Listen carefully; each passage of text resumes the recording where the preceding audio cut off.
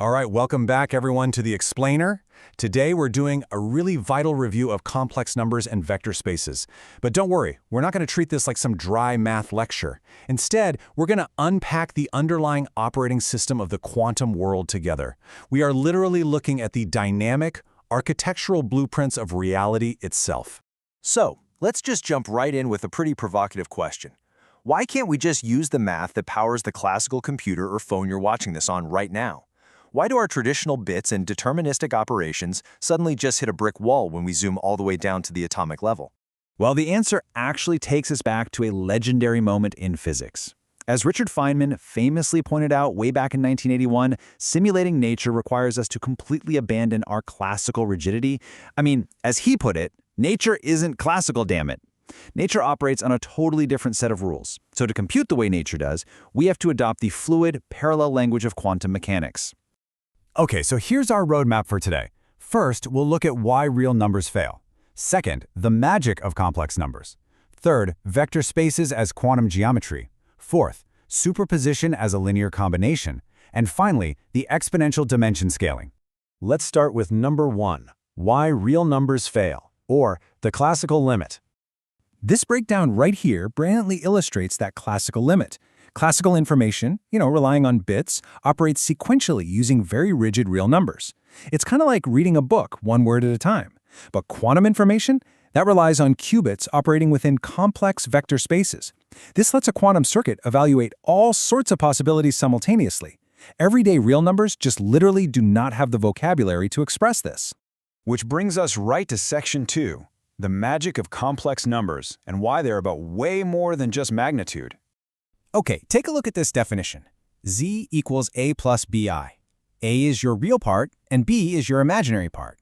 Now, in classical computing, probabilities are super straightforward. But down in the quantum realm, amplitudes have to encode both the probability magnitude and the phase. And that phase, tucked right in there into the imaginary part, that is absolutely crucial. It's the secret engine that enables breakthroughs like Shor's and Grover's algorithms to even work in the first place.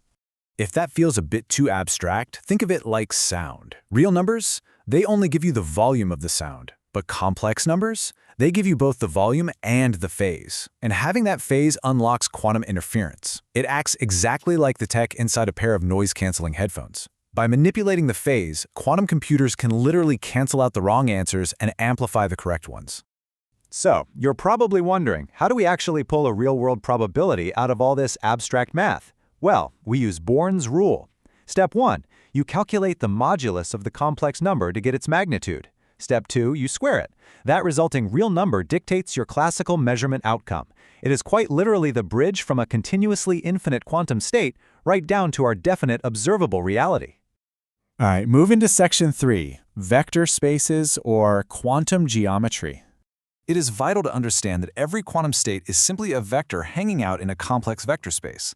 Unlike the, real vector spaces you might remember from high school algebra, here our scalars are complex numbers, which makes the whole space infinitely richer. Even a single, solitary qubit lives in a two-dimensional, complex vector space. That is the absolute foundational canvas for all of quantum computation. So, here is the essential architecture of this space. We've got the basis. Those are your linearly independent vectors that span the space. Dimension, the number of basis vectors. You've got your span, covering all possible linear combinations, and linear independence. These aren't just dry academic terms, right? These are the geometric principles that physically dictate how we build quantum hardware, how we design control pulses, and even how we write error-correcting codes. Okay, section 4, superposition as linear combination. Let's look at the math behind the magic. You hear this all the time, right? That a qubit is 0 and 1 at the same time.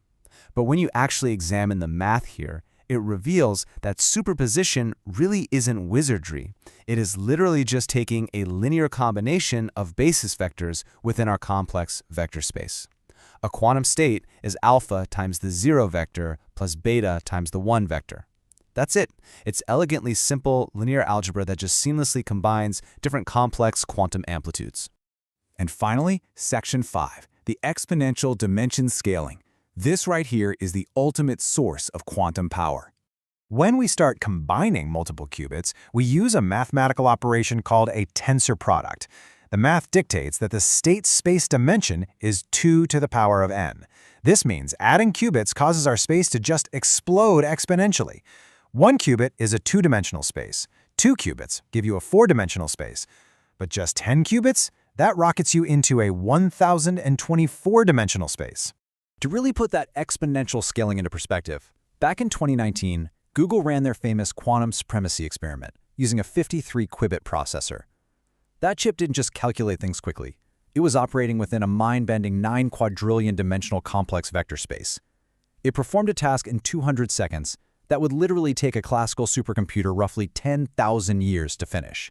This immense dimensionality is exactly why over $30 billion is pouring into quantum research globally right now. Operating in quadrillions of dimensions lets us model things classical computers can't even touch. We are talking about accelerated molecular simulation for totally new drugs, optimizing insanely complex global logistics, breaking current cryptography, and fundamentally supercharging artificial intelligence. So I want to leave you with this final thought to ponder.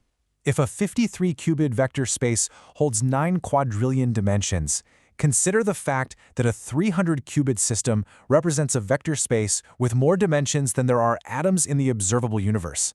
As our engineering inevitably catches up to this beautiful mathematics of complex numbers and vector spaces, what completely impossible problems are we finally going to be able to solve? Thank you so much for exploring the math of the quantum world with me today.